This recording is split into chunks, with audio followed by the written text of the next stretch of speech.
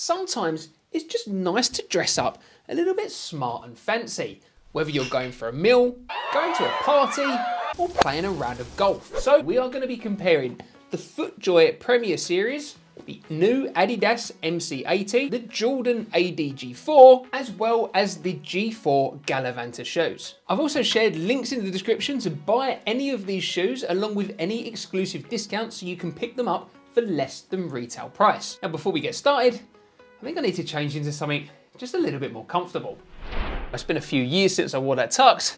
I didn't want to pass out. Now let's start with sizing and fit. The Adidas MC80 for me did seem to run a little bit small and I ended up going up half a size. It feels kind of narrow, although not too bad, but if you have got particularly wide feet or want that extra room, then you're probably going to want to go up at least half a size. I did also find that the heel is going to take a fair few rounds to break in. I certainly needed to be rescued by a few plasters on both my feet at the heel. However, that has been the same for other Adidas leather golf shoes that I've had in the past. The Jordans fit true to size and again feel kind of narrow-ish, so those with wider feet, you're probably going to want to size up half a size. One frustration I had with the fit of these shoes is with the tongue. It's pretty thin and it just kept moving to the side no matter how I laced them. That didn't give me any issues or anything like that. It was just a little bit annoying. Gallivanter G4s fit true to size for me, and I would say that it's not necessarily a narrow fit, but it does feel like there's quite a fair bit of padding on the underside of the upper, which means that this certainly feels like quite a close fit. You've not got loads and loads of room to wiggle your toes at the end of this shoe. That said, I didn't have any issues like I did with the Adidas at the rear of this shoe. I didn't experience any blisters or necessarily having to break these in. Same as the Jordans, I wore these for 18 holes, walking the course straight out the box, and I didn't get any blistering with these shoes. Now, of course, that's based on my feet, and your feet will be a completely different size and shape, and you might experience some blistering with any of these shoes. When it comes to the Footjoys, there's a few different styles that you can choose from in this traditional Premier range. So right here, I've got the Tarlo, which is a spiked version. Normally with Footjoys, I find that they run big. However, these I actually found to run true to size. And again, these are relatively narrow. However, the Footjoys are the only shoes in this comparison that actually offer dedicated wide and extra wide versions. So rather than sizing up, you should definitely consider those options if you've got a wider foot. I experienced a little bit of blistering at the very top of the heel of the shoe because compared to the rest of these, this is the thinnest material going here, and I just found that it rubbed a little bit on the back of my Achilles. Again, wearing these over time, I would expect these to break in nicely. I've decided to break the comfort category into two sections. Firstly, the comfort underfoot, and then the comfort of the upper above your foot. Starting with underfoot comfort, the Adidas MC80 is easily the softest golf shoe of these four. You've got a combination of light strike foam in the mid and forefoot, as well as a good sized boost midsole foam pod at the heel. And what this means is that you are getting an incredibly soft, squishy feeling underfoot with these shoes, which in turn does mean that you are sacrificing a fair amount of stability, but we'll come on to that a little bit later. I'd say the next softest underfoot is the Fore Gallivanter. Now that's not because you've got a particularly soft midsole foam in these shoes. In fact, you've got a pretty solid feeling outsole, but what you do get is a very soft, thick, and comfortable insole liner with these shoes that have got all these little nubs and bumps on them that's unique to G4, and it means that you get a nice kind of feeling massage as you walk in these shoes. Now there is a little bit of padding here, you can feel it above the outsole of the shoe, but it's nothing major. But when combined with this insole, it is actually a nice soft feeling underfoot, just nowhere near as soft as the Adidas. In terms of softness underfoot, next up is the Jordan ADG4. In this, you are getting Nike's React midsole foam, although it is quite a thin offering for this shoe, so you're not really getting that huge, soft and squishy feeling that you'd probably come to expect with any trainer that's got React foam in it. That said, it's not uncomfortable, it's just not as soft as the other two, which means in last place in terms of softness underfoot is the Footjoy Premier Series. Now in this one here, you've got quite a nice soft insole there, but you've got no softness whatsoever underneath that insole, you go straight into this firm, stable midsole and outsole. So if you're looking for the softest feeling golf shoe underfoot with this traditional style, well, the Footjoy isn't it. It's not uncomfortable. These are a perfectly comfortable pair of golf shoes. You're just not getting that soft, squishy, cloud-like feeling that you're getting with the Adidas. In terms of the comfort of the upper and above the foot, there's not a huge amount to choose from. I would definitely say that the Adidas MC80 feels like it's got the softest upper from the outset. So all of these shoes have got a leather upper. Gotta love that smell. In terms of the Jordan, it feels pretty soft actually. It probably does feel the second softest of the bunch, sitting just behind the Adidas. But you can see here that it really kind of creased really quickly. And just generally, I would say that the upper of this shoe probably feels the cheapest of the bunch. And then in terms of the G4 and the Footjoy, there's not a huge amount to choose from with these two uppers. They feel pretty similar, to be fair. Moving on to the styling and design of these shoes, they are all grounded in that traditional style, but they've each got quite a unique take to it. What I would say is that the Jordan AD G4 is certainly the most modern looking of these traditional style shoes. This is a real kind of hybrid between the sneaker style that Jordan fans are going to be accustomed to, as well as a slightly more traditional style. You've got some different textures going on with the leather, so you can see this perforated style here across the toe, and then you've got a different perforation around the ankle, and then you've got the lime green accent, or volt accent in this case, just around the heel and the ankle there, and you can see that material on the laces as well.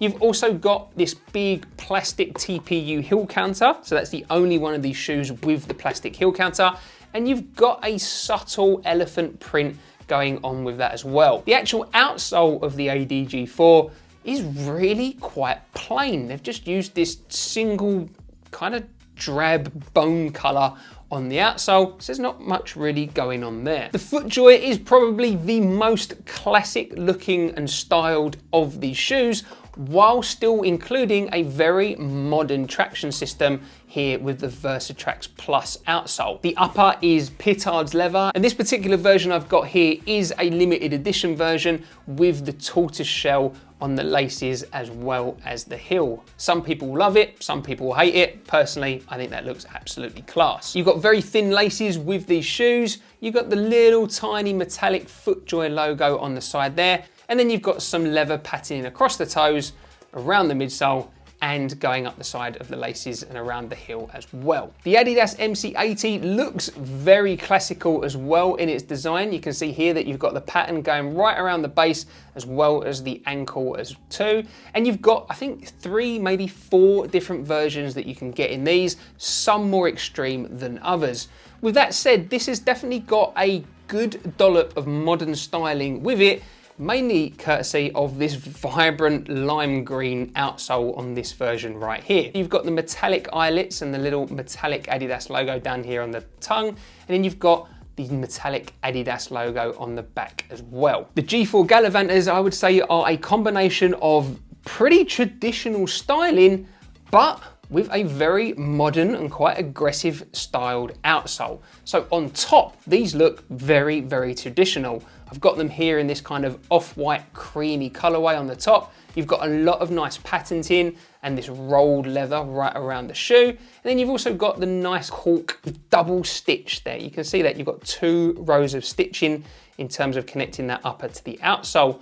But then on the base, you've got this translucent plastic base with, you can see here, the G4 logo at the front, and then just the normal G4 logo in the middle here. So these really do quite pop when you finish your golf swing. In terms of performance, I didn't have any issues with traction or stability with any of these shoes, but there are some pretty significant differences across the board here. The Jordans have got this kind of weird outsole design here with all these spikeless nubs going in the same direction. And I've got to admit, they weren't necessarily confidence inspiring when I first looked at them. I didn't slip out on the golf course. However, I don't think I would have particular faith in these in particularly wet or slippery conditions. One thing that I did really like with these shoes is actually how low and connected to the ground I felt with them. The Adidas's outsole has a quite large pimpled design, and again, when I first looked at these, I was wondering whether or not they were actually going to perform for me out on the course and give me the grip that I needed. To be honest, they performed really, really well for me, and I was actually pleasantly surprised.